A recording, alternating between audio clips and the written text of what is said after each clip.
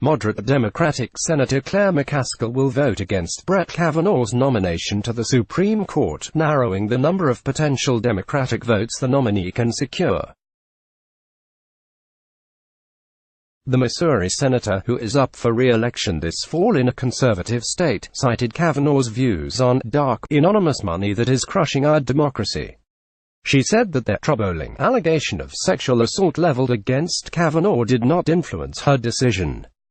Story continued below. He has revealed his bias against limits on campaign donations, which places him completely out of the mainstream of this nation.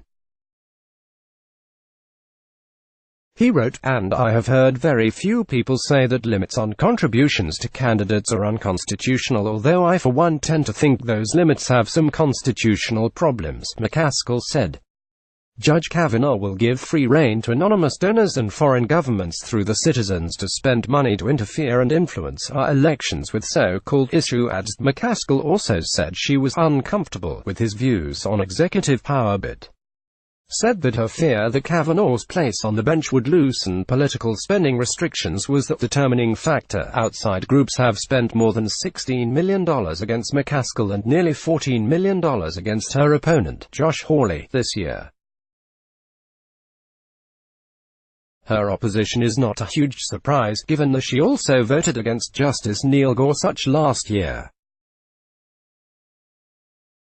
But her decision to oppose President Donald Trump's nominee is likely to animate her race against Hawley, Missouri's top attorney general and a former law clerk to Chief Justice John Roberts. By signing up, you agree to receive email newsletters or alerts from Politico. You can unsubscribe at any time. Hawley said on Hugh Hewitt's radio show on Wednesday that people are very upset by what they see as an ambush on Kavanaugh by Democrats after the allegations were raised against him just 2 weeks before his likely confirmation vote. Hawley has repeatedly hammered McCaskill for opposing Republican nominees and supporting the Supreme Court picks of President Barack Obama and touted his support for Kavanaugh often. Nobody is surprised.